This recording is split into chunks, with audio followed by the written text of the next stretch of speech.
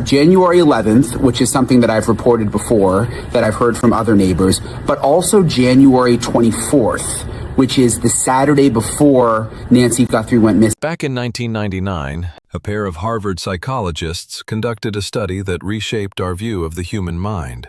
They instructed volunteers to observe a brief video where people were tossing a basketball. The participants' only job was to count the passes made by players in white jerseys. While most tallied the score correctly, about half of the viewers remained completely unaware of a person in a gorilla costume walking right through the scene, who paused, glanced at the camera, and then continued off-screen. This was no indistinct shape in the background, nor a momentary flicker. It was a full gorilla suit, dead center, for 9 whole seconds. The researchers, Christopher Chabris and Daniel Simons, termed their discovery inattentional blindness. When the mind is locked on a goal, it doesn't merely deprioritize other stimuli. It erases them.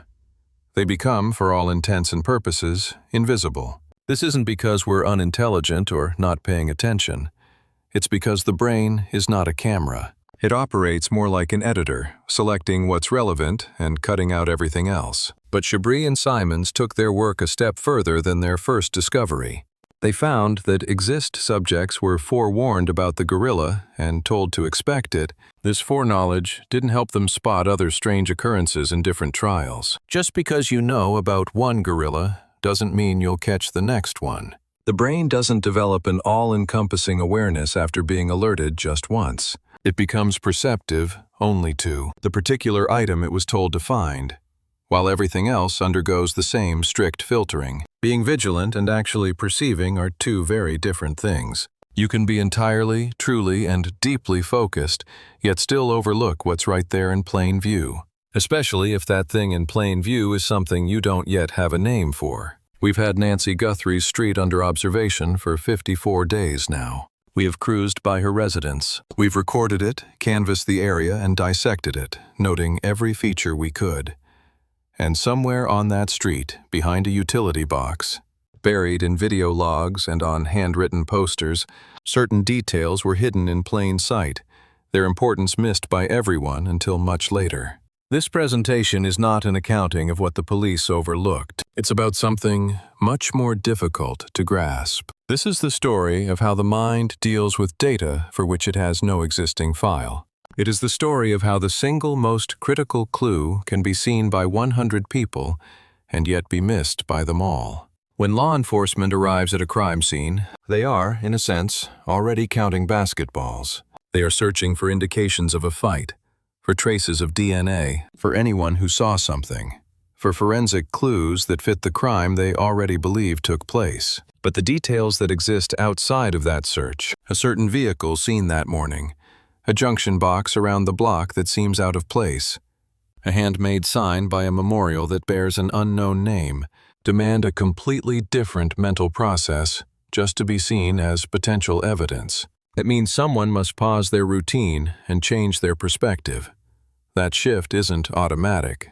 It demands time, distance, and a question that hasn't yet been posed. Someone on that street may have already witnessed the key to Nancy Guthrie's disappearance. But the real question is, did they recognize what they were seeing? Before we get into what went unnoticed, we must examine the location, because the layout of Via Entrata is central to this case. In fact, it's everything. Journalist John DiPro has been on this story in Tucson since the investigation began. He described Via Entrata, the street winding through Nancy's neighborhood, as a labyrinth after dark. There are no streetlights, and the road signs are invisible in the pitch black. This detail is crucial for more than just getting lost, as a road that confusing at night is also one that demands prior knowledge to be driven with any certainty. You don't just wing it on Via Entrata at 2 a.m. Your instincts are useless if it's your first time there. The street is unforgiving to newcomers, but familiar to those who've traveled it before. Those who have already memorized its twists and turns, mark the landmarks, and know exactly which fork to take without needing a sign. Imagine that road during the day. Perfectly ordinary. Just a quiet, residential street in Tucson's Catalina foothills. It's the sort of place you'd drive down and forget instantly, because it gives you no reason to notice it. And that's precisely the deception. This is the very illusion the perpetrator likely relied on. Research on inattentional blindness explains why. We don't miss things because they are concealed from view. We miss them because our minds haven't been prompted to pay attention. The gorilla wasn't wearing a disguise. It went unseen simply because participants were focused on a different task, and the gorilla was irrelevant to it. The mind simply tagged it as unimportant and ignored it. A car on Via Entrada at 10 a.m. on a Saturday is nothing like a gorilla during a basketball game. It's just a vehicle on a neighborhood road. It's supposed to be there. Our brain registers it as normal, processes it, and then dismisses it. That isn't a failing. It's precisely the way our minds are designed to function. The chilling theory, which this investigation has been cautiously exploring for weeks, is this: that the culprit may have known this.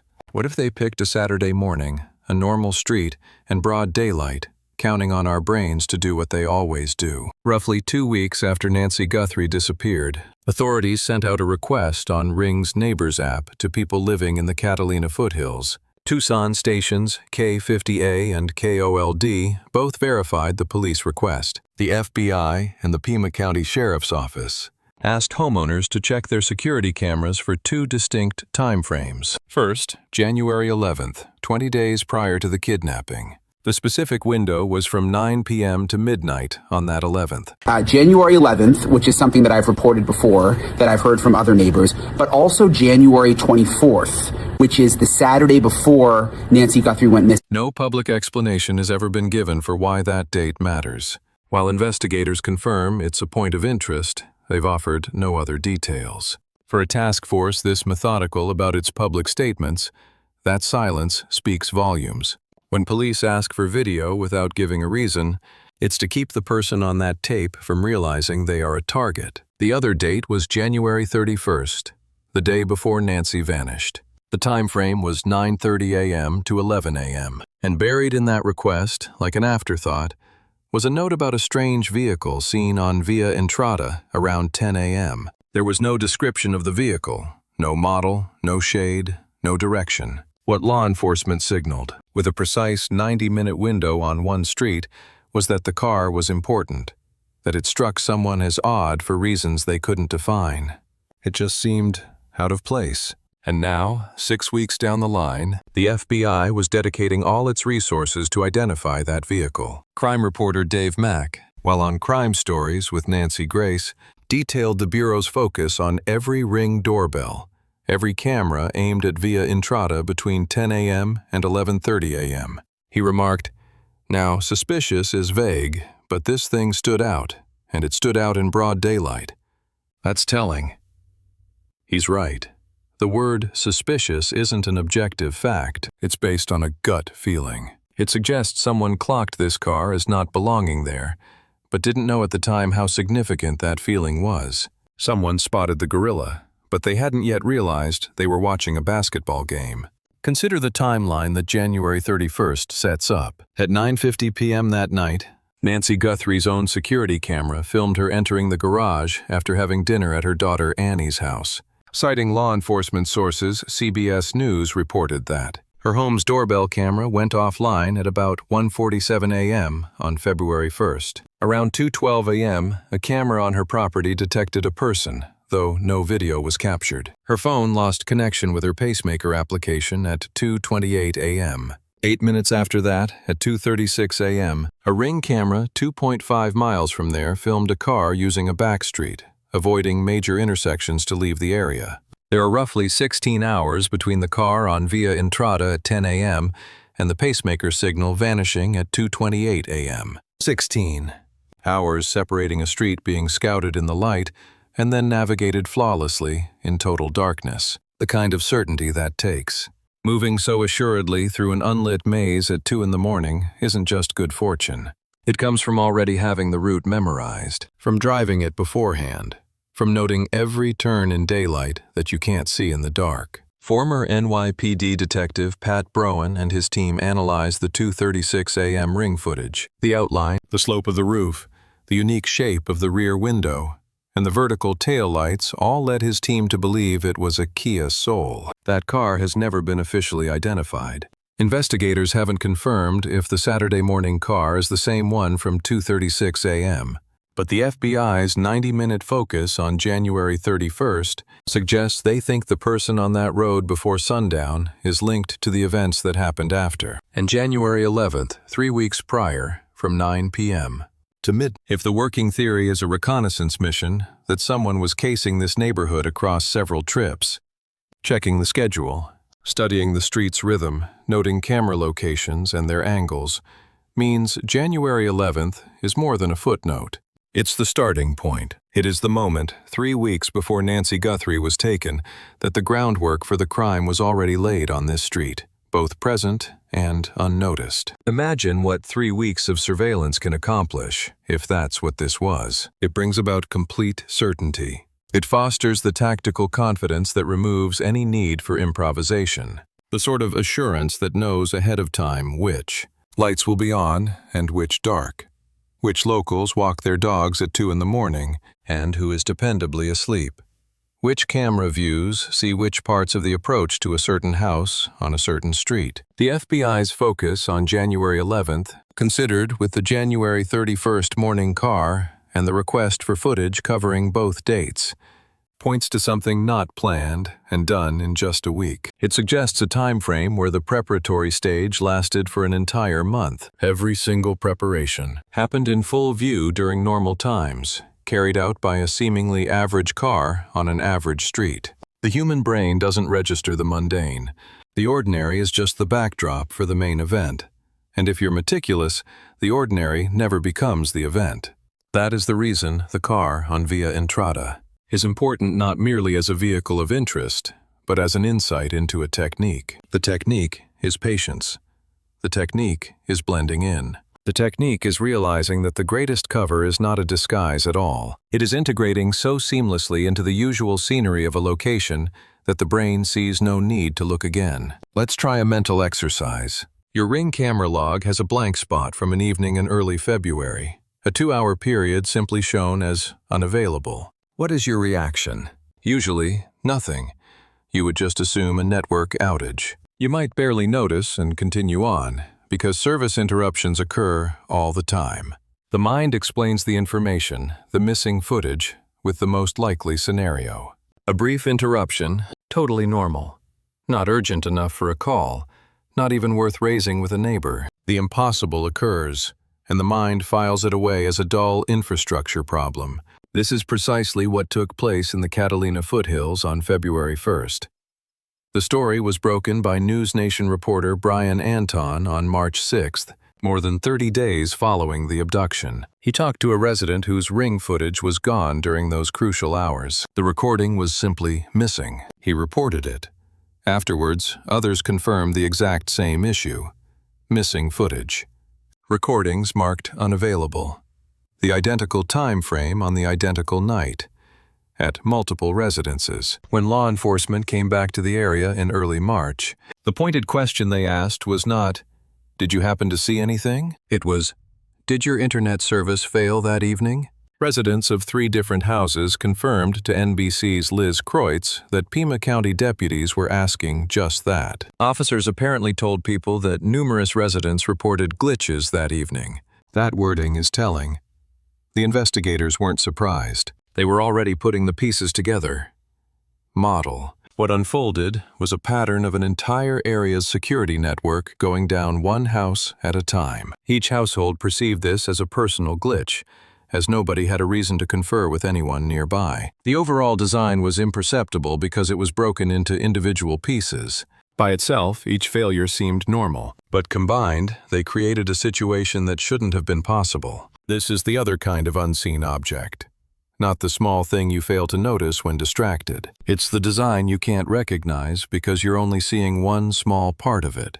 The brain requires the complete context to recognize the anomaly. If you show someone a single still from that footage, they will just see a person in a hall. Show them the whole video, and the anomaly becomes clear. Michael Ruiz, a digital reporter with Fox News, circulated a picture of a broken utility box located near Nancy Guthrie's residence. The Pima County Sheriff's Department acknowledged it is looking into a possible connection between that box and the service disruptions. A retired FBI special agent, Jennifer Kidnapper, openly posed the same question that detectives were exploring privately. Did an individual tamper with that box before February 1st to create a blind spot before making their move? Every confirmed detail, when viewed alone, appears unremarkable. A broken utility box, some recording gaps from Ring cameras, a February power failure.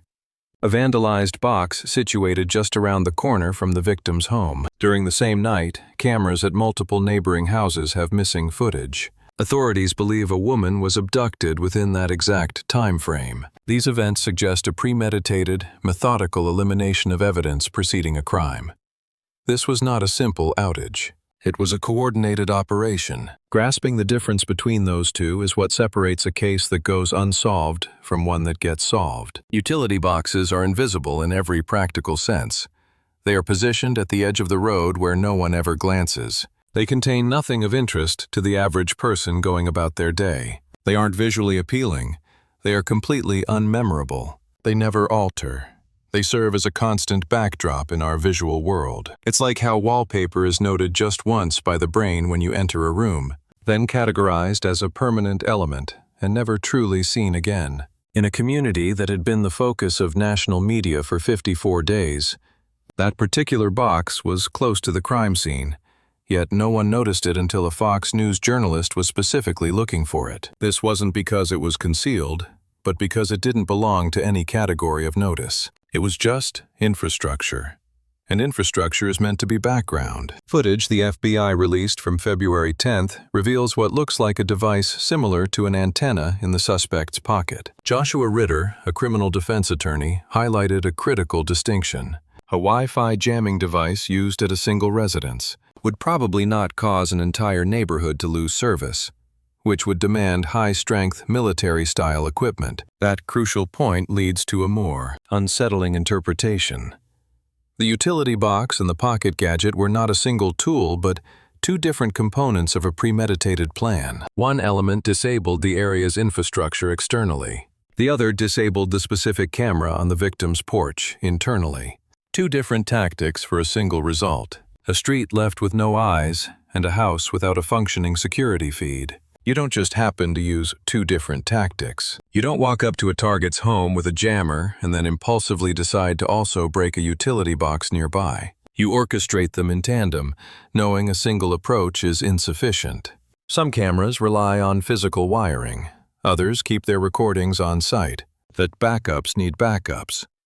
This meticulous planning shows no trace of panic. It bears the clear mark of foresight. The surveillance devices were dead. As the area slumbered, anyone noticing a blank spot in their doorbell feed dismissed it as a simple glitch. No huge oversight, simply static. On February 10th, 9 days following Nancy Guthrie's disappearance, FBI Director Kash Patel made public the video retrieved from her home's Nest camera. Agents collaborated with Google to extract the clip from lingering server data. The camera itself had been removed from the house, and its current location remained a mystery. The video's contents immediately became a topic of nationwide discussion.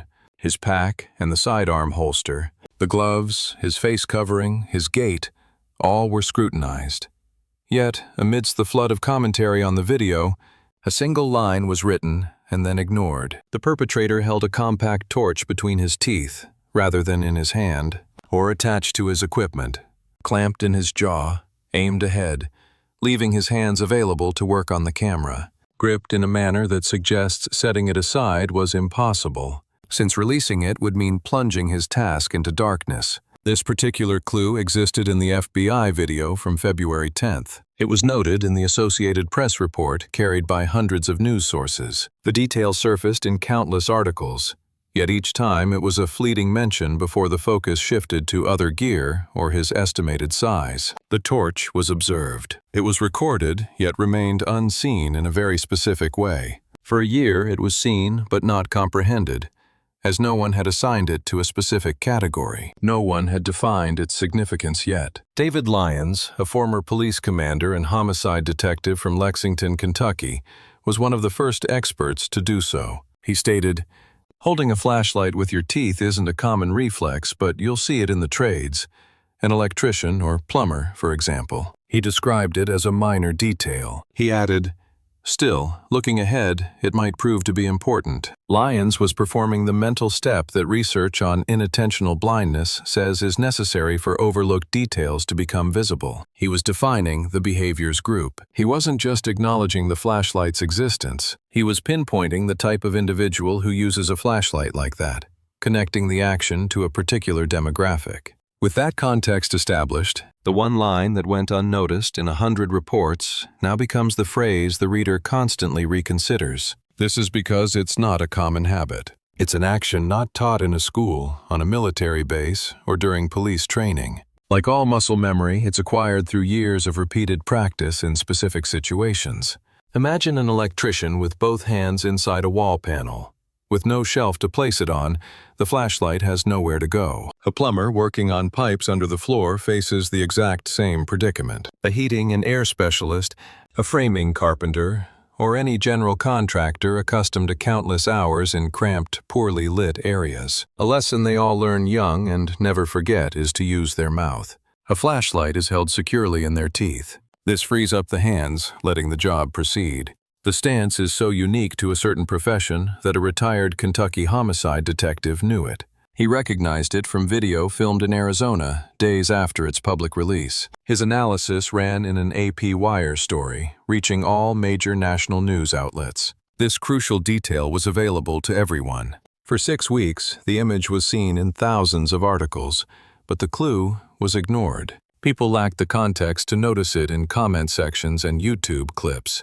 Clint Van Zandt, a former FBI profiler, examined the entire recording. He stated the man left behind a huge volume of telling information, and he meant that in the most literal sense. From his thought process, the choice to move a plant over obscuring the lens, his calm movement on a lit porch. Every one of these actions helps construct a forensic behavioral sketch. The flashlight detail, however, is unique. The other clues indicate forethought and a calm demeanor. The flashlight suggests a physical past, a body conditioned by years of labor in the dark. On later visits to the Catalina foothills, investigators questioned a neighbor about construction crews at a nearby new build. There are a few homes being built in the area, and they're seeking the names of contractors and crew members who were recently on site. During a different interview, they inquired about past residents, specifically one who left right before Nancy vanished, and they have been probing further into that particular scenario. They focused on individuals who relocated just before she went missing. Did someone have legitimate work access to this area in the months preceding February 1st? For example, an electrician hired for a job in the Catalina foothills would know the location of all utility access points. It's an essential part of the work. A build Entrada during the day, having driven it each morning for the job's duration. He'd know the correct turn at the fork without needing to see the unlit signs. A repairman who regularly visits multiple houses on a single street learns the area's layout in a way only possible for someone who physically belongs there. It's a knowledge stored in the body, in his hands and feet, not just his mind. This familiarity is second nature, deeply embedded and requiring no conscious thought. The theory of professional access, however, involves more than just getting around. A professional legitimately on the job has a key advantage over any outsider. They have a valid reason for being there that raises no suspicion. A work van on Via Entrada for 3 hours while a tradesman is on a call isn't odd. It is normal. It just blends in. No one writes down the plate number or reports a description. A man in work clothes checking a neighboring yard would go completely unnoticed. A professional setting creates what researchers call a categorical shield against notice. Your mind labels a working tradesperson as irrelevant and simply dismisses them. Imagine if a person with legitimate access to the area used it to survey the street layouts, to document camera locations, to map out the utility access points, and plot every single barrier from the curb to Nancy Guthrie's doorstep. This entire operation happened in plain sight of every person there, exposed to each car that passed by, to every neighbor checking a doorbell alert, and any delivery driver passing by, yet unseen by them all, since a worker with a truck doesn't register as a danger. During the early morning of February 1st, on her front porch, needing light while using both hands on the doorbell camera, he acted on instinct. He held the flashlight with his teeth. That specific action was visible since day 1. 1 detail, 100 articles, 6 weeks. The image was shared. No one paused. Day 50, March 22, 2026, 50 days after Nancy Guthrie vanished. The case had yielded no public arrests. No suspect was named. The person on the porch remained unidentified. The Guthries released another statement, pleading with Tucson residents to check their memories, videos, and texts. Somebody out there knows something. The statement suggested that a local might have crucial information without even knowing its value. That phrasing, do, not even realize, embodies the core idea of inattentional blindness in a real case. This isn't an accusation, it's a recognition of how perception functions, not that someone is concealing facts. Someone is unaware they hold the key. That very day, a streamer called Dad's Gone Live was on Nancy Guthrie's street, continuing his weeks-long vigil of observing and recording. Then he spotted something that was already there, faded from the Arizona sun. Handwritten yellow signs had been put up nearby. He contacted the police. Near Guthrie's home, these strange signs had appeared around the area. So far, there were about 3. Detectives from Puma County were now at the location. Detectives with the Puma County Sheriff's Office came, inspected the signs, and took one for evidence. The signs said Guthrie and Carol Shimk, with Yavapai Sheriff's Department written underneath. Underneath that was Lemons Road's State Fire Connolly. Another sign had the plate CBD 2273. So now we pose the inattentional blindness question. Why had no one reported this until a streamer actually paused to read it? The reason is mental sorting. For 50 days, neighbors had been leaving yellow objects near Nancy Guthrie's residence, other local residents, and strangers in mourning. Flowers, candles, cards, and banners. A visual category was set for yellow items at the memorial. A mind, seeing yellow signs by the house, simply filed them away, under the existing label of background memorial items. The figure in the yellow gorilla suit passed unnoticed until the basketball count was ignored, actually reading it, revealing 4 names that have no place on a tribute. Public records and local accounts, which emerged after the signs showed up, indicate Carol June Shymick passed away on January 1, 2020. This was in Chino Valley, over in Yavapai County, Arizona. She was 74 and owned a shop selling rocks and jewelry. In her rural area, she was known for her activism regarding water metering and well rights disputes. Chino Valley is situated 224 miles northwest of Tucson, roughly a 3.5-hour trip by car. Geographically, Yavapai County is located just north of Pima County. The official entities listed next to her name, like the Yavapai Sheriff's Department and Lemons Road's State Fire, are all tied to that specific region of Arizona, not Tucson. Following her death, a rumor began to circulate in the community. An unverified claim with no official backing and not supported by any formal investigation, suggesting her death was suspicious. The story was that she had been killed, and that the people behind it were linked to the same institutions now written on the signs outside a federal kidnap victim's house. This claim is purely an allegation. It is not an official finding. There is no open homicide case. No ruling of foul play exists.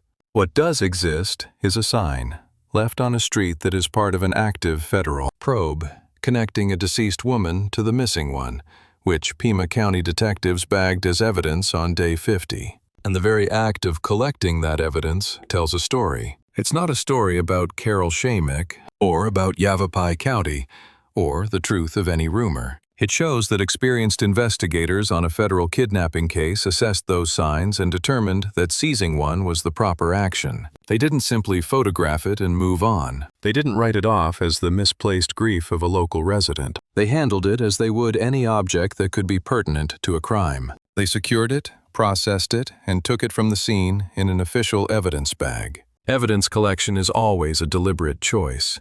Any item left at a scene represents a judgment. It's a trained expert concluding that something fails to meet the threshold for relevance. When something is collected, the inverse judgment has been reached. Someone on that street, on day 50, saw a handwritten name from Yavapai County, beside references to a sheriff's office and a fire agency 224 miles from Tucson, and concluded it needed to be analyzed. That decision is, by itself, a piece of information. It suggests the signs are not just random noise, they are a signal.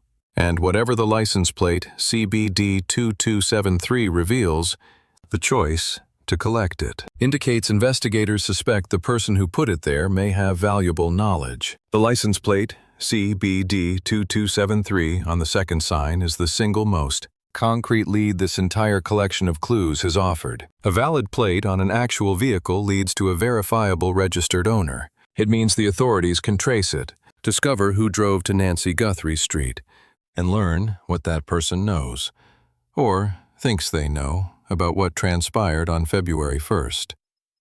That individual is either someone aware of a link between these cases that investigators have not yet found, or a person with a personal grudge against institutions they believe have wronged them, who then attach that grievance to the most significant crime in Tucson for years. Or, a possibility that cannot be ignored, it's someone who holds information about the disappearance of Nancy Guthrie. From someone with too little faith in the police to phone in a tip. A person who picked the one method of contact that seemed secure, by putting a hand-drawn name on a public road right in front of a home under global scrutiny. An individual set those signs up and they could be seen from the street. They baked in the Arizona heat for days on end until a live streamer finally noticed and deciphered them.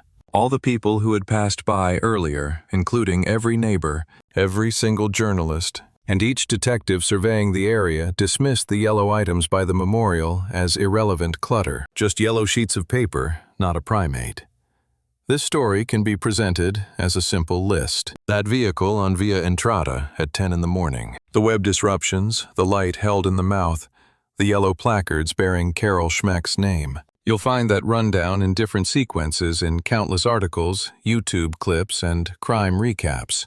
It's often compiled in the exact same order, with identical quotes, across numerous online platforms. But this presentation is different. This entire analysis is focused on a single question.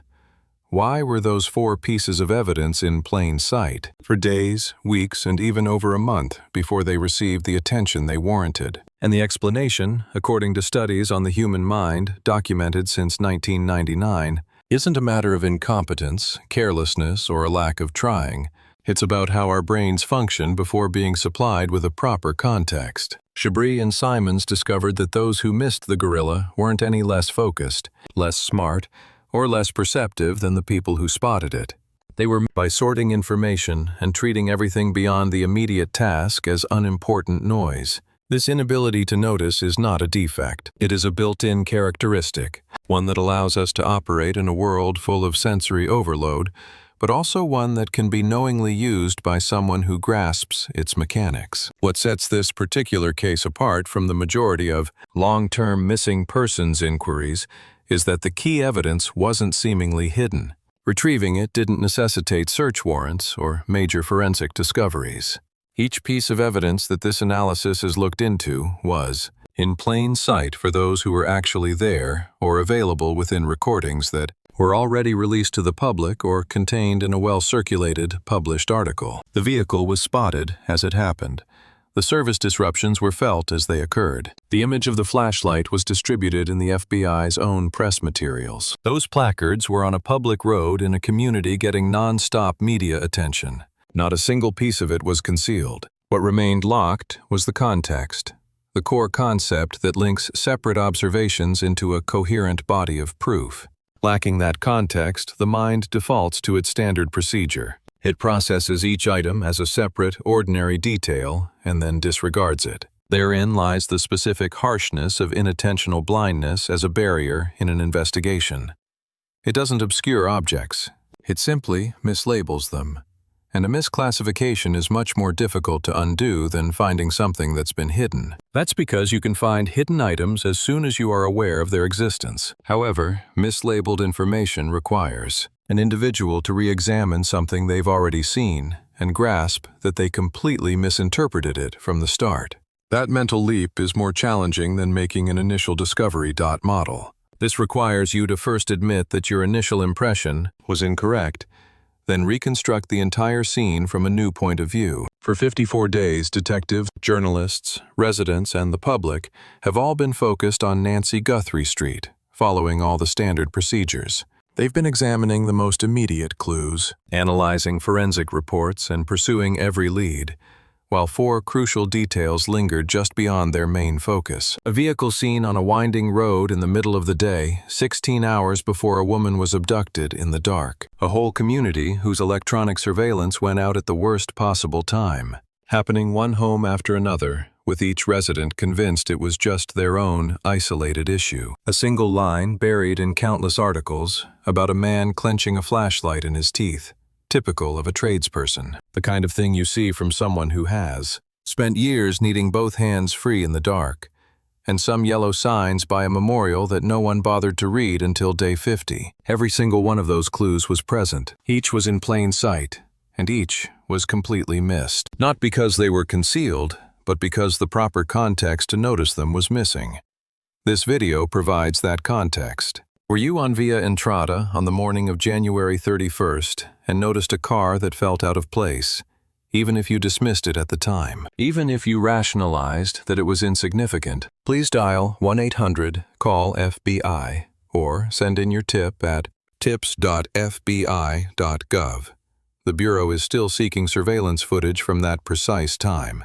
If your home surveillance camera has a gap in its recording from the night of February 1st, authorities need to know if you employed any contractors or workmen at your home in the Catalina foothills in the months prior to February. This detail could be significant. If you drove by those yellow signs before day 50 without reading them, try to remember now what they said. The Pima County Sheriff's Department can be reached at 520-351-49. Anonymous tips can be submitted through 888-CRIME at 520-888-27463. It has now been 54 days since Nancy Guthrie vanished. She is 84 years old, relies on a pacemaker, and needs daily heart medication. Her family is offering a $1 million reward for information that brings her home safely or leads to an arrest.